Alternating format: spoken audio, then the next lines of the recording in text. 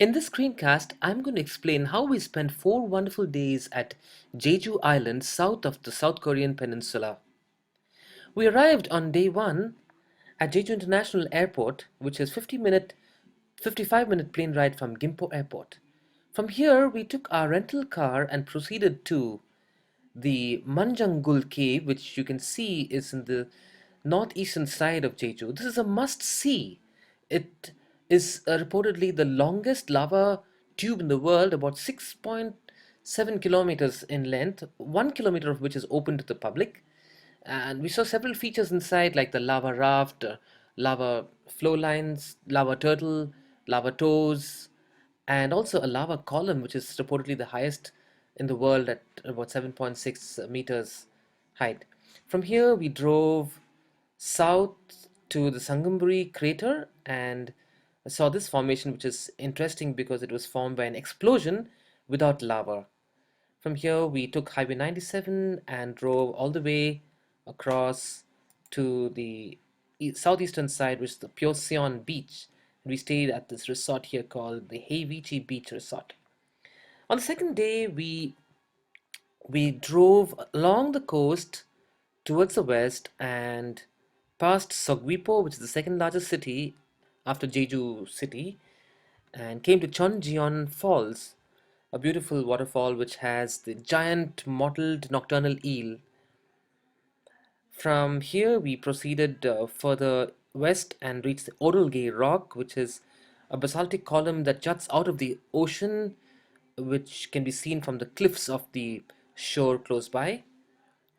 Odolge Rock has an interesting history. It is said that a Korean general dressed this rock up to look like a soldier and scared off Mongolian invaders.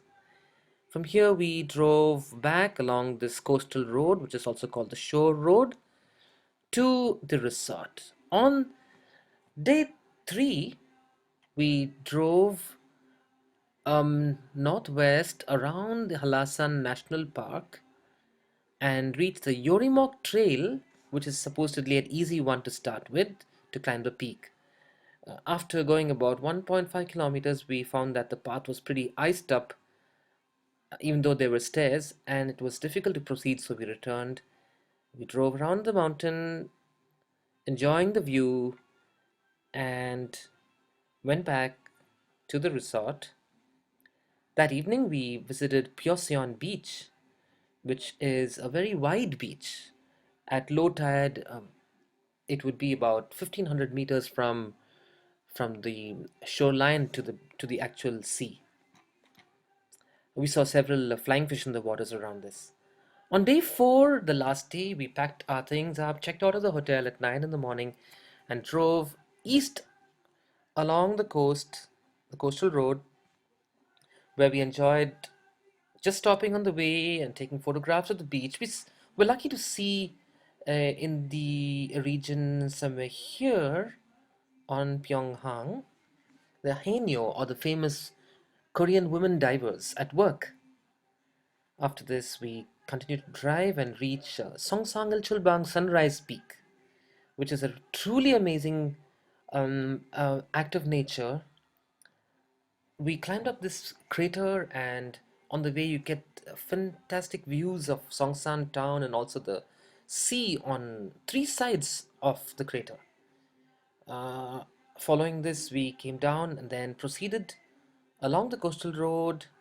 Um, we arrived at Gimnyong cave, which is now closed to the public because the cave has collapsed, and so we couldn't see that. So we proceeded to Gimnyong Beach, which is a beautiful greenish blue beach. After this, we proceeded further west and came to a beach which is not listed here, the Samyang Black Sand Beach. We visited that for a few minutes.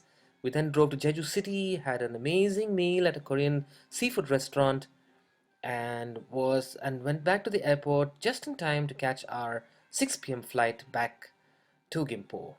In all, it was a truly amazing 4 days spent, and we would be glad to go back there again.